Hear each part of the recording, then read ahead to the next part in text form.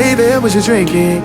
Two shots, let's pour it out. I know what you're thinking, but tomorrow won't come for us. This life that hello everyone, welcome to my YouTube channel. जैसा कि आप लोगों को पता है, मैं videos बनाता रहता हूँ इस्तांबुल को एक्सप्लोर करने के हवाले से, वीज़ा गाइड के हवाले से वीडियोस बनाता रहता हूँ। ये वीडियो मेरी काफ़ी टाइम के बाद आ रही है, कुछ मसरूफियात में मैं मसरूफ़ था। तो फाइनली बहुत सारे लोगों के क्वेश्चन मुझे रिसीव हुए हैं। अभी भी बहुत सारे लोग कन्फ्यूज़ हैं वीज़ा से रिलेटेड, बैंक स्टेटमेंट से रिलेटेड, एडमिशन से रिलेटेड। ठीक है, तो अभी इस वीडियो में मैं सारी चीज़ें कवर करने लगा हूँ A to Z। एडमिशन से लेके, डॉक्यूमेंट अटेस्टेशन से लेके, वीज़ा ग्रांट होने तक जितनी भी डिटेल है वो सारी इस वीडियो के अंदर मैं बताने लगा हूँ। वीडियो को ध्यान से देखना। अगर कोई भी चीज़ फिर भी समझ ना आए तो मुझे डीएम कर देना। और सबसे इम्पोर्टेंट चीज़ जो लोगों को फेस करनी पड़ती है, मुश्किलात अकोमोडेशन के हवाले से, वो भी इस वीडियो के अंदर मैं कवर करूँगा। यानी कि आपके ज़ीरो लेवल से लेके प्रॉपर एंड तक, यहाँ जब तक आप इस्तांबुल अराइव नहीं हो जाते, जितना भी प्रोसेस होता है वो सारा कुछ मैं इस वीडियो में डिटेल में बताने लगा। अच्छा, पहले मैं बताऊंगा डॉक्यूमेंट अटेस्टेशन के हवाले से। सबसे पहले आप लोगों ने क्या करना है, अपने लोकल बोर्ड से डॉक्यूमेंट अटेस्ट करवाने हैं। जो कि लोकल बोर्ड आपका होता है फेडरल बोर्ड या आपका पिंडी बोर्ड है। ठीक है, वहाँ से आप अटेस्ट करवाओ। अटेस्टेशन के बाद आपने अपॉइंटमेंट लेनी है आईबीसीसी से, और आईबीसीसी से अटेस्टेशन जब आपकी हो जाएगी उसके बाद फिर आप मूव करते हैं मूफा के स्टेप के लिए। ठीक है, लोकल बोर्ड, आईबीसीसी और उसके बाद मूफा। ठीक है, ये उन लोगों के लिए मैं बता रहा हूँ जिन लोगों ने अब तक डॉक्यूमेंट अटेस्ट नहीं करवाए। ठीक है, और आगे चल के मैं बाकी भी बताता हूँ कि बाकी चीज़ें कौन सी इंपॉर्टेंट है। कुछ चेंजेस आई हैं, तुर्की एम्बेसी ने और तुर्की यूनिवर्सिटीज़ ने थोड़ी बहुत चेंजेस की हैं डॉक्यूमेंटेशन के हवाले से, वो भी मैं आगे चल के बताता हूँ। वीडियो को ध्यान से देखना ताकि आपका वीज़ा रिजेक्ट ना हो। और इमिग्रेशन में आप लोगों ने कैसे क्लियर होना है। बहुत सारी ऑफलोडिंग के केसेस अभी सुनने में आ रहे हैं कि वो स्टूडेंट्स को ऑफलोड कर रहे हैं, उससे कैसे बचना है वो भी मैं आगे चल के। डॉक्यूमेंट अटेस्टेशन के हवाले से बहुत सारे लोग कंफ्यूज हैं कि हमें फिजिकल जाके करवाना पड़ेगा, लंबी लाइनें लगी होंगी बोर्ड के ऑफिस में, हमें किस टाइम जाना पड़ेगा। तो यार उसके भी दो तरीके हैं। अगर आप फिजिकल जाना चाहते हैं अटेस्टेशन के लिए, ठीक है, तो आपको अर्ली जाना पड़ेगा। ठीक है, पिंडी बोर्ड का ऑफिस सबको पता है कहाँ पे लोकेशन है उसकी। ठीक है, वहाँ पे जाके आप अर्ली जाओ, वहाँ पे ज़ाहिर बात है रश होगा। इन केस अगर आप चाहते हो कि भाई आपसे आपने रश से बचना है और बोर्ड के ऑफिस डॉक्यूमेंट टेस्ट करवाना है, ठीक है, तो आप उनकी वेबसाइट पे चले जाओ, ऑनलाइन उनकी अपॉइंटमेंट ले लो। आपको उनके ऑफिस भी नहीं जाना पड़ेगा। आप उनके पोर्टल के ऊपर जाओ, अपनी डिग्रियाँ अटेस्ट करो जो आपकी मैट्रिक की या इंटर की डिग्रियाँ। ठीक है, तो जब डिग्रियाँ आप वहाँ पे अपलोड करोगे, सॉरी, तो जब आप अपलोड वहाँ पे कर दोगे तो वो उसको वेरीफाई करेंगे और विद इन 1 वीक वो आपको अटेस्ट करके वो एक बार कोड सा जनरेट करते हैं, वो आपको वहीं पर ही अपलोड कर देंगे और आपकी ईमेल पर भी भेज देंगे।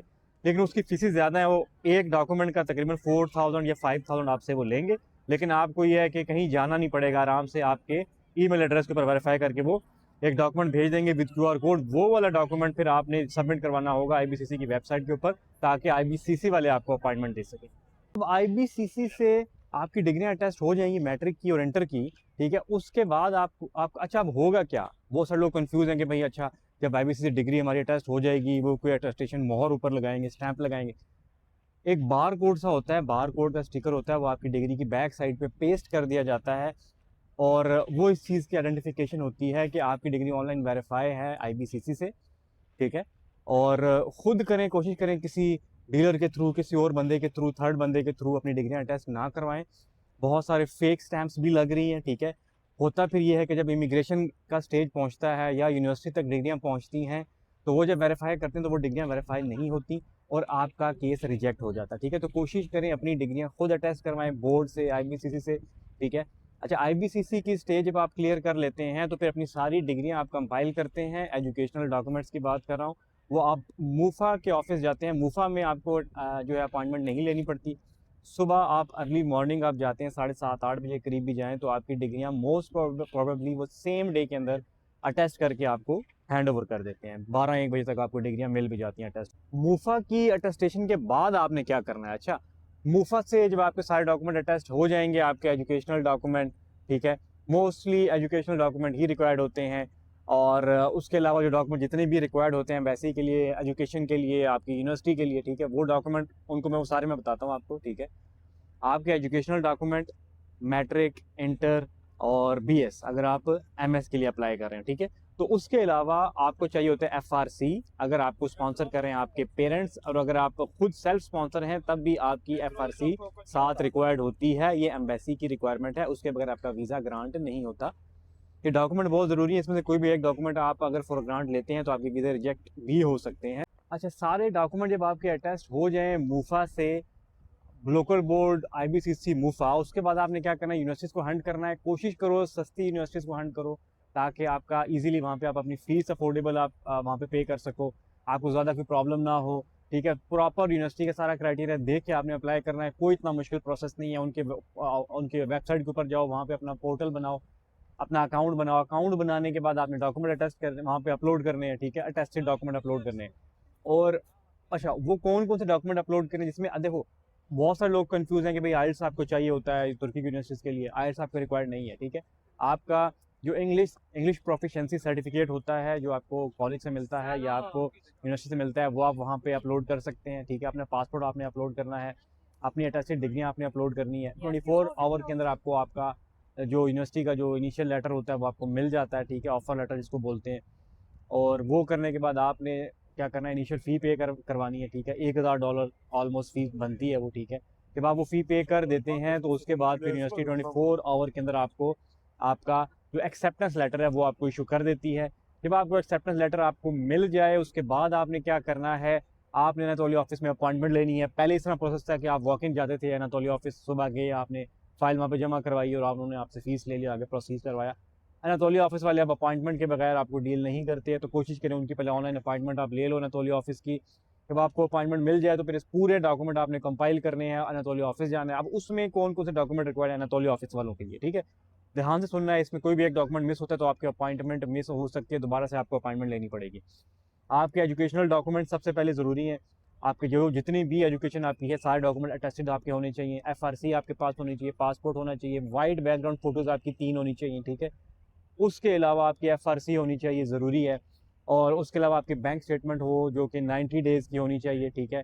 और बैंक मेंटेनेंस सर्टिफिकेट आपके पास लाजमी होना चाहिए। ये सारे डॉक्यूमेंट लेके आपने एनातोलिया ऑफिस जाना है। जब आपकी अपॉइंटमेंट की डेट हो, वहाँ पे आप उनकी फ़ीस जमा करवाओ और ये फाइल सबमिट कर दो। उसके बाद क्या होगा, एम्बेसी आपको कॉल करेगी इनिशियल वेरिफिकेशन के लिए। हो सकता है अगर आपने एम्प्लॉयमेंट अपने आप को शो करवाया तो आपके ऑफिस में भी कॉल करके पूछा जाए कि इधर यहाँ पे जॉब कर रहा है या नहीं कर रहा, ठीक है। उसके बाद फिर आपको एक डेट दी जाएगी जब आपका इंटरव्यू होगा। जो आपका वीज़ा ऑफिसर है वो आपसे इंटरव्यू लेगा। इंटरव्यू में क्या कुछ होता है वो मैं आगे चल के बताता हूँ। अब मैं आप लोगों को बताता हूँ कि जब आप एम्बेसी तक पहुँच जाते हैं तो वीज़ा ऑफिसर आपसे क्या कुछ पूछ सकता है। बहुत सारे यहाँ पे जो हमारे पठान भाई हैं, अफ़गानिस्तान से जो लोग ताल्लुक़ रखते हैं, बहुत सारे लोग यहाँ पे आए हैं, हम उनको तहे दिल से जो है वो वेलकम करते हैं। बहुत ज़्यादा लोग आए हैं यहाँ पे, ठीक है। अच्छा, उनके लिए वीज़ा प्रोसेस थोड़ा-सा ईज़ी है, जो अफ़गानिस्तान वगैरह से जिनका अफ़गानी पासपोर्ट है, ठीक है। जो पाकिस्तानी पासपोर्ट के ऊपर है, इवन वो पठान भी है या वो पंजाबी हैं, व्हाटएवर, ठीक है, उनका जो क्राइटेरिया है वो सख्त है। उनके लिए इंटरव्यू भी है, उनके लिए क्वेश्चंस भी हैं, उनके लिए बाकी चीज़ें भी हैं। बैंक स्टेटमेंट भी स्ट्रांग होना ज़रूरी है। पूछा भी जाता है कि भाई क्यों जा रहे हो, कैसे जा रहे हो, क्या करना है जाके, ठीक। तो अच्छा, अब बेसिकली पूछा क्या जाता है, वो आपसे ये पूछते हैं कि आप अगर यूनिवर्सिटी जा रहे हो तो किस यूनिवर्सिटी में आपने एडमिशन लिया है, कोर्स कौन-सा है, क्या पढ़ने जा रहे हो, पहले पास्ट एक्सपीरियंस क्या है, स्पॉन्सर हो, सेल्फ स्पॉन्सर्ड हो, या कोई और आपको स्पॉन्सर कर रहा है, ठीक है, ये पूछेंगे लाज़मी आपसे। फिर ये पूछेंगे अच्छा अभी डिग्री के बाद आपने क्या करना है, उसके बाद आपके क्या प्लान्स हैं।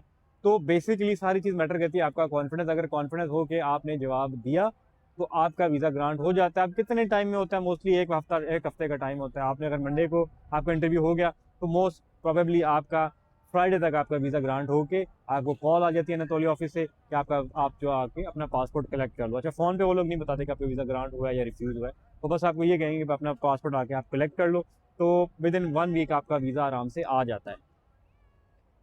अच्छा, यहाँ पे मैंने ऑलमोस्ट सारी डिटेल मैंने A to Z बता दी है। फिर भी कोई क्वेश्चन है तो मुझे कमेंट करके आप बताओ। स्पेसिफिकली किसी टॉपिक के ऊपर वीडियो बनवाना चाहते हो, डिटेल चाहते हो, तो मुझे कमेंट करके बताओ, मैं उसका भी वीडियो बना दूँगा। वीडियो अगर अच्छी लगी तो कमेंट करके मुझे बताओ, शेयर कर दो अपने उन दोस्तों को जो कन्फ्यूज़ हैं वीज़ा से रिलेटेड, बाकी चीज़ों से रिलेटेड, तुर्की के हवाले से कन्फ्यूज़ हैं, डॉक्यूमेंटेशन के हवाले से कन्फ्यूज़ हैं। उन लोगों को अपने टैग करो ये वीडियो, उनको शेयर कर दो।